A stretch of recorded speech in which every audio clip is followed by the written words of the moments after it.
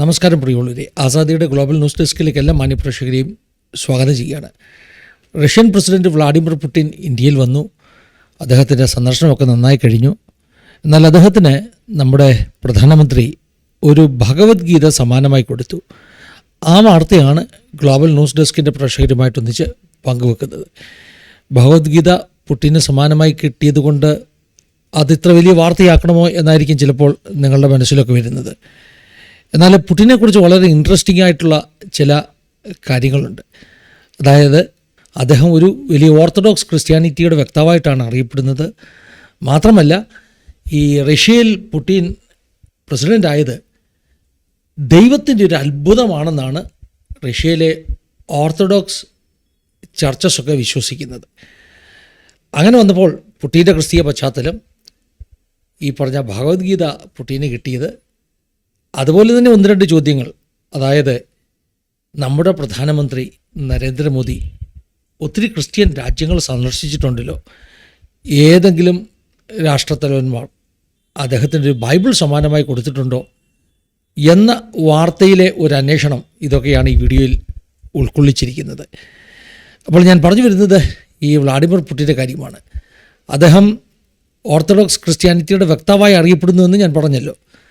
അതായത് ഈ Russian പൊളിറ്റിക്സിൽ Russian orthodox ചർച്ചിൻ്റെ സ്വാധീനം വർദ്ധിപ്പിക്കുവാൻ പുടിൻ കാരണമായി തീർന്നിട്ടുണ്ട്. ശരിക്കും പുടിനെ എതിർക്കുന്നവരൊക്കെ പറയുന്നത് അദ്ദേഹം മതത്തെ അല്ലെങ്കിൽ റഷ്യൻ ഓർത്തഡോക്സ് ചർച്ചിനെ തൻ്റെ പൊളിറ്റിക്കൽ ലാഭത്തിന് വേണ്ടി ഉപയോഗിക്കുന്നു എന്നാണ് ദോഷം പറയുന്നവരൊക്കെ സാധാരണ പറഞ്ഞു കേട്ടിട്ടുള്ളത്. എന്താണെങ്കിലും പുടിൻ പറയുന്നത് അങ്ങനെയൊന്നുമല്ല. താൻ ആദ്യകാലങ്ങളിലൊക്കെ വലിയ വിശ്വാസമുള്ള ആളൊന്നും ആയിരുന്നില്ല. എന്നാൽ അദ്ദേഹത്തിൻ്റെ ജീവിതത്തിലുണ്ടായ ഒരു സംഭവം, അതായത് 1990 അദ്ദേഹത്തിൻ്റെ ഒരു ഫാം ഹൗസ്, അതായത് ഒരു ഹോളിഡേ ഹൗസ് എന്ന് വേണമെങ്കിൽ വിളിക്കാം, ആ ഫാം ഹൗസിന് തീ പിടിച്ചു. ആ തീ പിടിക്കുന്ന സമയത്ത് അദ്ദേഹം വളരെ അമൂല്യമായി കരുതുന്ന ഒരു ക്രോസ് ഉണ്ട്. അത് അദ്ദേഹത്തിൻ്റെ അമ്മ തൻ്റെ ഒരു സ്നാന സമയത്ത്, അല്ലെങ്കിൽ ബാപ്റ്റിസം, മാമോദിസ എന്ന് പറയാം, ശിശു സ്നാനമാണ് ഏറ്റത്, ആ സമയത്ത് അദ്ദേഹത്തിന് വേണ്ടി കൊടുത്ത ക്രോസാണ്. ആ ക്രോസ് മാത്രം ആ തീപിടുത്തത്തിൽ നഷ്ടപ്പെടാതെ സംരക്ഷിക്കപ്പെട്ടു. അത് പുടിനെ അത്ഭുതപ്പെടുത്തി. അത് ദൈവത്തിൽ നിന്നുള്ള ഒരു സൈനാണെന്ന് പുടിൻ വിശ്വസിച്ചു. അങ്ങനെ പുടിൻ്റെ വിശ്വാസം വർദ്ധിച്ചെന്നാണ് അദ്ദേഹം തന്നെ തൻ്റെ ജീവിതാനുഭവം പറയുന്നത്. റഷ്യയിലെ സോവിയറ്റ് യൂണിയനൊക്കെ ആയിരുന്ന കാലത്ത്, കമ്മ്യൂണിസ്റ്റ് ഭരണകാലത്ത്, അന്നത്തെ റഷ്യ നിരീശ്വരവാദ റഷ്യയാണ്. അന്ന് മതങ്ങൾക്കൊന്നും സ്വാതന്ത്ര്യമില്ല. അതുകൊണ്ട് ഈ പുടിൻ്റെ മാമോദിസ വളരെ രഹസ്യമായിട്ടാണ് നടത്തിയത്. കാരണം മതാചാരങ്ങൾക്കും ചടങ്ങുകൾക്കും ഒക്കെ വലിയ റെസ്ട്രിക്ഷനുള്ള ഒരു സമയമായിരുന്നു അന്ന് ഈ സോവിയറ്റ് യൂണിയനിൽ. എന്താണെങ്കിലും പുടിൻ പറയുന്നത് അന്ന് ആ ഒരു ബാപ്റ്റിസ്മൽ ക്രോസ്, അമ്മ തന്ന ക്രോസ്, ആ ക്രോസ് അങ്ങനെ തീപിടുത്തത്തിൽ നിന്ന് അത്ഭുതകരമായി സംരക്ഷിക്കപ്പെട്ടതുകൊണ്ട് താൻ ദൈവത്താൽ തിരഞ്ഞെടുക്കപ്പെട്ടവനാണെന്ന് പുടിന് തോന്നി. അങ്ങനെ ഈ പറഞ്ഞ ഓർത്തഡോക്സ് ചർച്ചുമായിട്ട്, റഷ്യൻ ഓർത്തഡോക്സ് ചർച്ചുമായിട്ട് വലിയൊരു ബന്ധമാണ് പുടിനുള്ളത്. റഷ്യൻ ഓർത്തഡോക്സ് ചർച്ചിൻ്റെ പാത്രിയാർക്കീസ് കിറിൽ, അദ്ദേഹം ഈ പുടിനുമായിട്ടൊക്കെയുള്ള നല്ല റിലേഷൻ കാത്തു സൂക്ഷിക്കുന്നു. മാത്രമല്ല, ഈ അടുത്ത സമയത്ത് ഉക്രൈനുമായിട്ടുള്ള യുദ്ധം പോലും പുടിൻ അവകാശപ്പെട്ടത് അത് ദൈവം തന്നെ നിയോഗിച്ച യുദ്ധമാണെന്ന് ഈ റഷ്യൻ ഓർത്തഡോക്സ് ചർച്ചിൻ്റെ പാത്രിയാർക്കീസ് പറഞ്ഞത്. അതൊരു വിശുദ്ധ യുദ്ധമാണ്, ഹോളി വാറാണെന്നാണ് പറഞ്ഞത്. അപ്പോൾ യുദ്ധത്തെ ന്യായീകരിക്കുവാൻ വേണ്ടി പുടിൻ വിശ്വാസത്തെ ഉപയോഗിച്ചു എന്നൊക്കെ ആളുകൾ വിമർശിക്കുന്നുണ്ട്. പക്ഷെ ഈ വ്ളാഡിമിർ പുടിൻ പറയുന്നത് റഷ്യൻ ഓർത്തഡോക്സ് ചർച്ചിനെ സംരക്ഷിക്കാനാണ് അദ്ദേഹം ഈ ഉക്രൈൻ വാറിൽ ഇറങ്ങിത്തിരിച്ചത്, അല്ലെങ്കിൽ ഓർത്തഡോക്സ് വിശ്വാസത്തെ സംരക്ഷിക്കാനാണ് അദ്ദേഹം ഈ യുദ്ധത്തിൽ ഇറങ്ങിത്തിരിച്ചതെന്നൊക്കെയാണ് അദ്ദേഹം പറഞ്ഞത്. മാത്രമല്ല, വെസ്റ്റേൺ ക്രിസ്ത്യാനിറ്റിയോട് വലിയ എതിരാണ് ഈ പുടിന്. വെസ്റ്റേൺ ക്രിസ്ത്യാനിറ്റി അത് അപജയം സംഭവിച്ചുകൊണ്ടിരിക്കുകയാണ്. അതുകൊണ്ട് ക്രിസ്ത്യൻ വാല്യൂസൊക്കെ കാത്തു സൂക്ഷിക്കണം, ക്രിസ്ത്യാനിറ്റിയുടെ ആ ട്രഡീഷണൽ വാല്യൂസ് സൂക്ഷിക്കണം, അതുകൊണ്ട് തന്നെ ഓർത്തഡോക്സ് ക്രിസ്ത്യാനിറ്റിയെ സംരക്ഷിക്കണമെന്നൊക്കെ വലിയ ആഗ്രഹമുള്ള ആളായിട്ടാണ് വ്ളാഡിമിർ പുടിനെ അറിയപ്പെടുന്നത്. പക്ഷേ ഒരു കാര്യം മനസ്സിലാക്കണം, റഷ്യയുടെ ജനസംഖ്യയുടെ 71% ഓർത്തഡോക്സ് ക്രിസ്ത്യൻസാണ്, അവിടുത്തെ മെജോറിറ്റിയാണ്. അതുകൊണ്ട് തന്നെ ഇലക്ഷനും മറ്റും ഈ ഒരു നിലപാട് പുടിനെ നന്നായിട്ട് സഹായിച്ചിട്ടുണ്ട്. ഞാൻ പറഞ്ഞു വരുന്നത്, ഇത്ര നല്ല ക്രിസ്ത്യാനിയാകുന്ന അല്ലെങ്കിൽ ക്രിസ്ത്യൻ വാല്യൂസിന് വേണ്ടി നിൽക്കുന്നെന്ന് അവകാശപ്പെടുന്ന വ്ളാഡിമിർ പുടിന് നമ്മുടെ പ്രധാനമന്ത്രി ഒരു ഭഗവത്ഗീത കൊടുത്തിരിക്കുന്നു.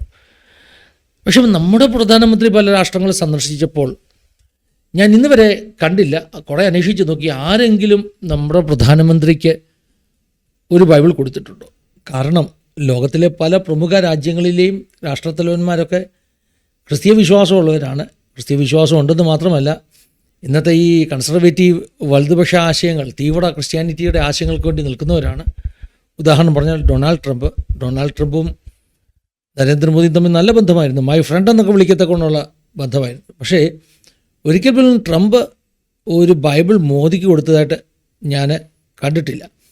പക്ഷേ മോദി അമേരിക്കയിൽ ചെന്നപ്പം അന്ന് ബരാക്ക് ഒബാമയ്ക്ക് ഒരു ഭഗവത്ഗീത കൊടുത്തായിരുന്നു. അപ്പോൾ മോദി അങ്ങോട്ട് പലർക്കും ഭഗവത്ഗീത കൊടുത്തിട്ടുണ്ട്. പുടിന് മാത്രമല്ല, ബരാക്ക് ഒബാമയ്ക്ക് വരെ മോദിജി ഭഗവത്ഗീത കൊടുത്തിട്ടുണ്ട്. അപ്പോൾ എനിക്ക് തോന്നിയൊരു സംശയം ഞാൻ പറയാം. ഈ പറഞ്ഞ ക്രിസ്ത്യൻ രാജ്യങ്ങളുടെ പ്രസിഡൻറ്റുമാർ, പ്രധാനമന്ത്രിമാർ എന്നൊക്കെ പറയുന്നവർ, ഈ വലതുപക്ഷ ആശയങ്ങൾ വെച്ച് വോട്ട് പിടിക്കുന്നവർ, അവർക്കൊന്നും തോന്നിയില്ലല്ലോ ഈ മോദിക്ക് ഒരു ബൈബിൾ കൊടുക്കണമെന്ന്. മോദി അങ്ങോട്ട് കൊടുക്കുന്നുണ്ട് കേട്ടോ, എല്ലാവർക്കും ഭഗവത്ഗീത കൊടുക്കുന്നുണ്ട്. മോദിയുടെ അഭിപ്രായത്തിൽ ഏറ്റവും കൂടുതൽ ജ്ഞാനം പ്രാപിക്കുവാൻ പ്രാപ്തമായ ഒരു പുസ്തകമാണ് ഭഗവത്ഗീത. കോടിക്കണക്കിന് ആളുകൾക്ക് ഈ ഭഗവത്ഗീത അവരെ ജ്ഞാനികളാക്കി മാറ്റുവാൻ സഹായിച്ചിട്ടുണ്ടെന്നാണ് മോദിയുടെ ഒരു പക്ഷം. അപ്പോൾ അങ്ങനെ വരുമ്പോൾ അദ്ദേഹം ലോകരാജ്യങ്ങളിലെ രാഷ്ട്രത്തലവന്മാർക്ക് ഈ ഭഗവത്ഗീത അദ്ദേഹം ഫ്രീ ആയിട്ട് കൊടുക്കുന്നു, സമ്മാനമായി കൊടുക്കുന്നു.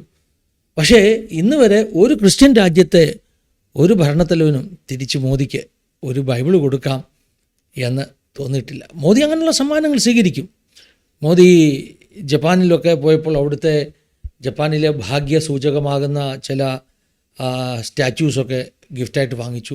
തൈവാനിൽ പോയപ്പോൾ അവിടുത്തെ ബുദ്ധമതത്തിൻ്റെ വിശുദ്ധ ഗ്രന്ഥം തിബിത്താക്ക എന്ന അതിന് പറയുന്നത്, തായ് പ്രധാനമന്ത്രി മോദിക്ക് ഈ ബുദ്ധമതത്തിൻ്റെ ഒരു ഗ്രന്ഥം സമ്മാനമായിട്ടൊക്കെ കൊടുത്തു. അങ്ങനെ കൊടുത്താൽ മോദി നിശ്ചയമായിട്ട് സ്വീകരിക്കും. ലോകത്തിലെ ഏത് രാജ്യം സന്ദർശിക്കുമ്പോഴും ആ രാജ്യത്തിൻ്റെ ഒരു രാഷ്ട്ര തലവനോ മറ്റോ കൊടുക്കുന്ന ഒരു ഗിഫ്റ്റ്, അതൊരു ബൈബിളാകാം, മോദി തീർച്ചയായിട്ടും അത് സ്വീകരിക്കും.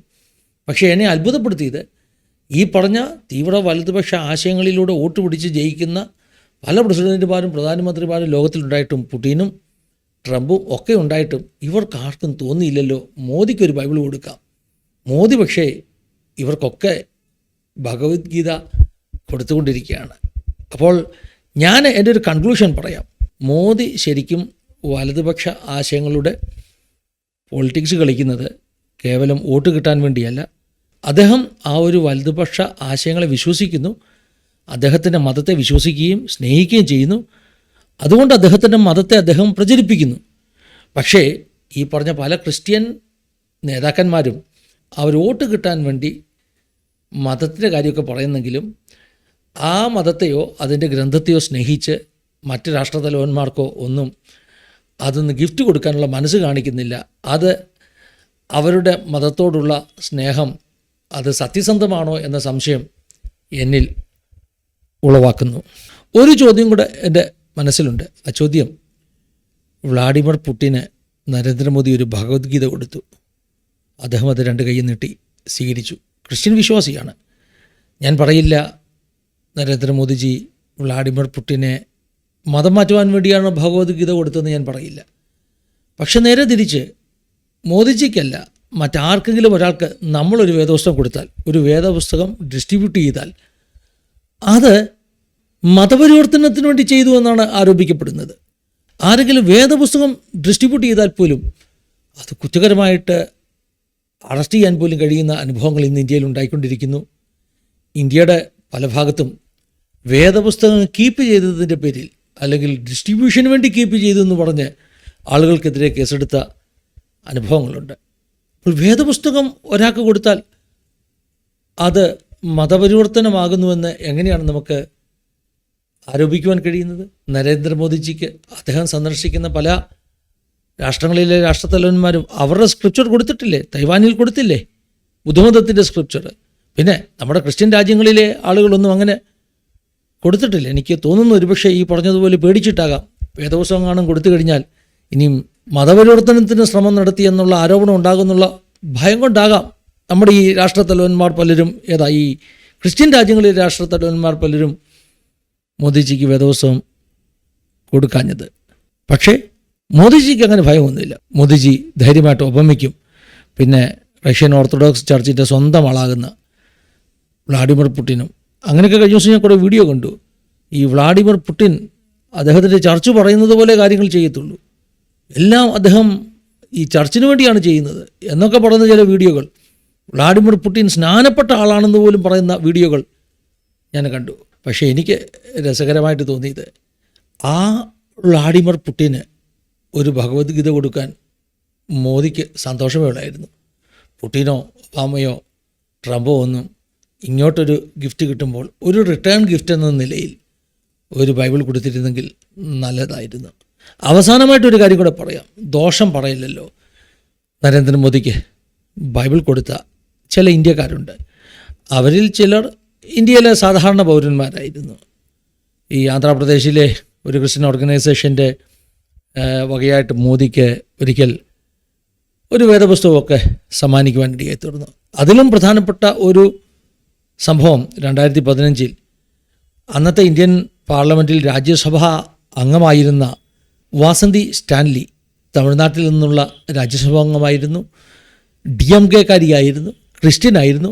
വാസന്തി സ്റ്റാൻലി നമ്മുടെ നരേന്ദ്രമോദിജിക്ക് ഒരു വേദപുസ്തകം 2015 സമ്മാനമായി കൊടുത്തിട്ടുണ്ട്. അപ്പോൾ ഈ രാഷ്ട്രത്തലവന്മാർ, വലിയ വലിയ മിടുക്കന്മാർ, ഈ മതം പറഞ്ഞ് വോട്ട് പിടിച്ച് കസേരയിലെത്തിയവരൊന്നും കാണിക്കാത്ത ഒരു ദൈവസ്നേഹം, ഒരു ധൈര്യം ഇന്ത്യക്കാരിയായ ആ ഒരു രാജ്യസഭാംഗം വാസന്തി സ്റ്റാൻലി കാണിച്ചു. ഞാൻ പറഞ്ഞല്ലോ, ദോഷം പറയില്ലല്ലോ. മോദിജിയുടെ കയ്യിലും ആളുകൾ ബൈബിൾ കൊടുത്തിട്ടുണ്ട്. മോദിജി അത് സന്തോഷത്തോടെ സ്വീകരിച്ചിട്ടുമുണ്ട്. അതുകൊണ്ട് തന്നെ നമുക്ക് ആർക്ക് വേണമെങ്കിലും വേദപുസ്തകം കൊടുക്കാം കേട്ടോ. കാരണം മോദിജി സന്തോഷത്തോടെ സ്വീകരിച്ചെങ്കിൽ നിങ്ങളെ ചിത്രം ഒന്ന് കണ്ടില്ലേ, എത്ര സന്തോഷത്തോടു കൂടിയാണ് അത് മോദിജി ആ വേദപുസ്തകം റിസീവ് ചെയ്യുന്നത്. നമുക്കും വേദപുസ്തകം മറ്റുള്ളവർക്ക് കൊടുക്കാം. ആരും നമുക്കെതിരെ ആരോപണമൊന്നും ഉന്നയിക്കില്ല, പരാതി പറയില്ല, കേസെടുക്കാൻ വരികയില്ല. കാരണം രാഷ്ട്രത്തലവന്മാർക്കൊക്കെ അങ്ങനെ കൊടുക്കുകയും വാങ്ങുകയൊക്കെ ചെയ്യാൻ പറ്റുമെങ്കിൽ സാധാരണ ജനങ്ങൾക്കും പറ്റുമല്ലോ എന്ന ഒരു ന്യായം ദൈവം എല്ലാവരെയും സഹായിക്കട്ടെ, അനുഗ്രഹിക്കട്ടെ. God bless you all. Have A wonderful time.